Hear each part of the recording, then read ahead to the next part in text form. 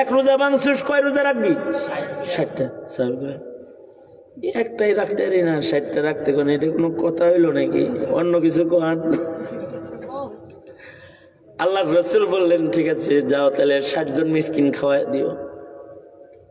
সহজ করছে। আমি নিজেই মিসকিন, আমি খাওয়ান পাই না, আর একজনের খাওয়াবো আমি কি?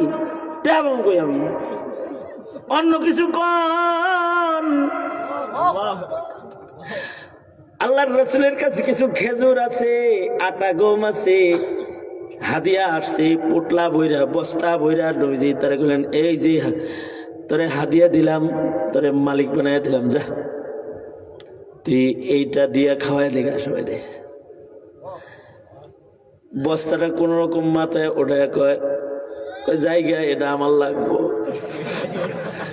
কারণ আমি গোটা মদিনা খুঁজা দেখছি আমার চাইতে বরফ হইর আর কেউ নেই, সুতরাং এগুলো আমার।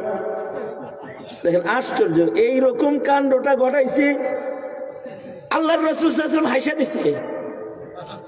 তার মানে নবী হাসা মানে হলো যা তোর এটা মাপ। নবী হাসা মানে কি? কারণ নবী কিন্তু ততক্ষণ পর্যন্ত হাসে না যতক্ষণ পর্যন্ত আল্লাহ না হাসে।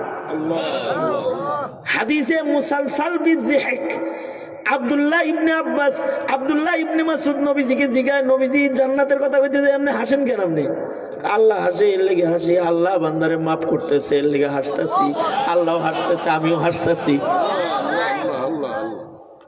তার মানে কারোর যদি আকল বুদ্ধি কম হয় তাহলে আল্লাহর মায়া বেশি হয়।